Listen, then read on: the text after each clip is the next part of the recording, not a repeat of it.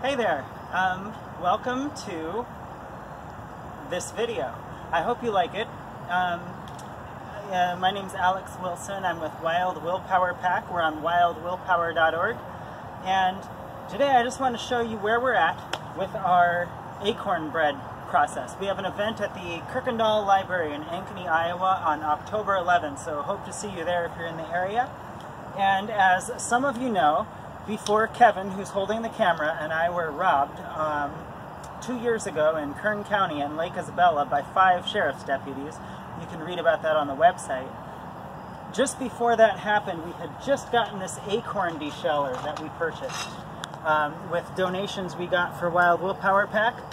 And down here, you'll see that we have a bunch of beautiful acorns, and we harvested these before we went to Standing Rock. So these were, we hitchhiked, Kevin and I hitchhiked with these from California to Standing Rock, and then we brought them here to Iowa with us.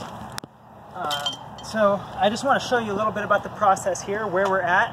And first I'm going to take some of these acorns, these big ones here, shiny ones. Those are from the blue oaks that you'll see out in California everywhere.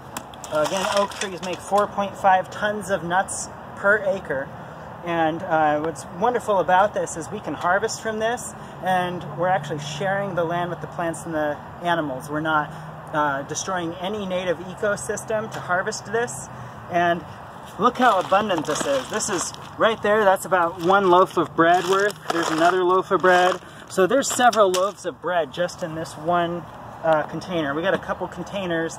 It didn't take long to harvest.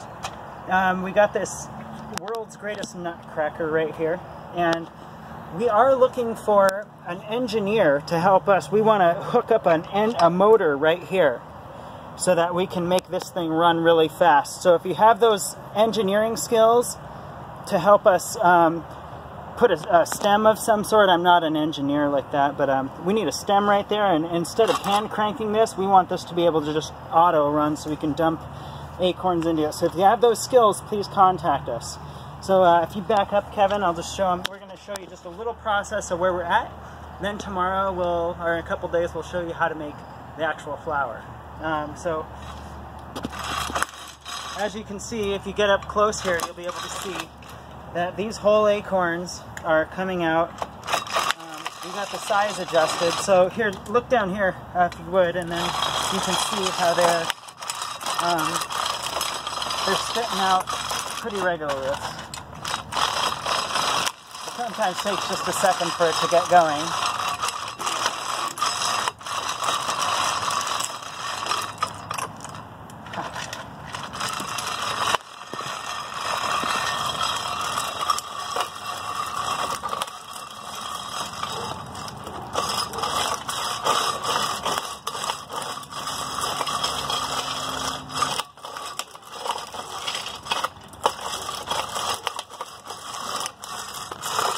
There, it's finally going.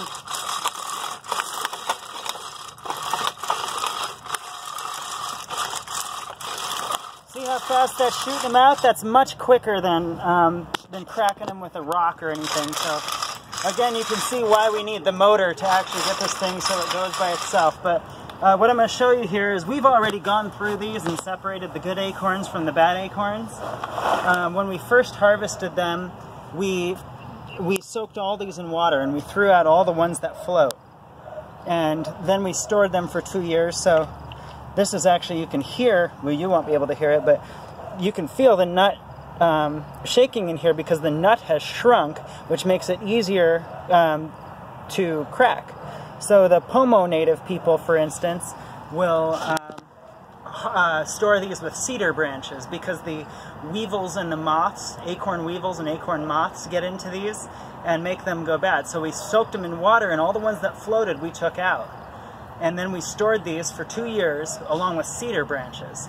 And then now we're in the process, we sorted them by hand to toss out any other ones that were bad. Most of them were good because tannic acid is, which is what we're going to be leaching from these when we make flour. The tannic acid is a preservative, so it keeps these really good for years. I mean, they're traditionally stored like that. Historically, that's what a lot of tribes did, and do.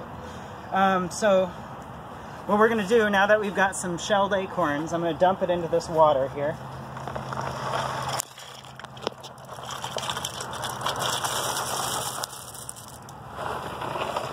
So it's kind of funny, we're doing this, in a way, we're doing this as a, based on our belief system. We want to be able to live with the earth, and we believe everybody has a natural right to be able to lay their head down at night and be able to stick seeds in the ground and live sustainably. And because most of us can't live sustainably today because pretty much everything's been bought up as rental units, or just most people don't qualify for housing, you'll see on the website there's a right to Homestead Act. So anyway, but just read about that on the website. Look at here, focus on here. I'm going to just gently stir this with my hand, and then anything that's floating will be shells.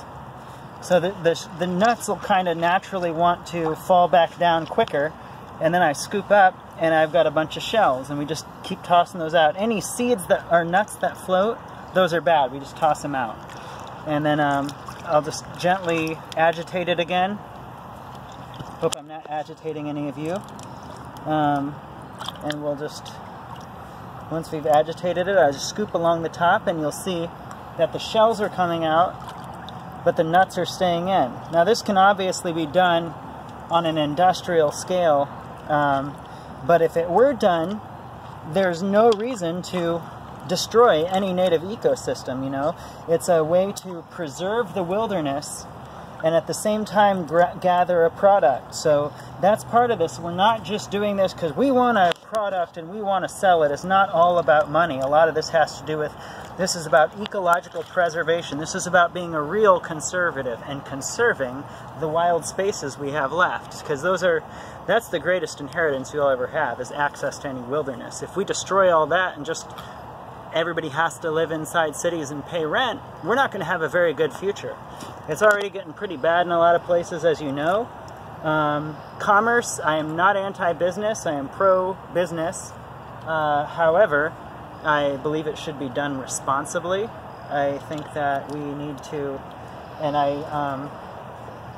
I definitely don't think people should be able to be prevented from being able to live sustainably.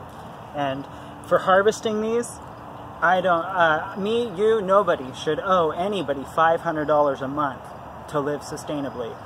The American dream is this. I mean, I'm going to say that the colonial American dream is this. It was for people who were trying to escape oppression, they were trying to escape fascism, and they wanted to just stick seeds in the ground and not be oppressed. You shouldn't owe anybody else to do that. This is a natural right you have to live sustainable with the earth. So check out our website, wildwillpower.org. It's more than just a educational thing. It's more than just a business.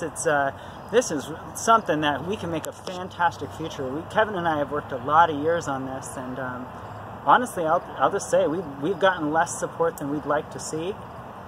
But if we believe that if people start reading this and looking at what we put together and what we're putting together, that it's all logistically there. You're going to like it. So thanks. We'll be back soon, and you'll see. Well, I'm just going to keep shelling these and pulling out the shells with Kevin. Again, the shells came out really easy. The nuts are still in the bottom of this, so we'll just decant the water later. And we'll get back to you really soon. And we're going to make acorn bread. Thank you.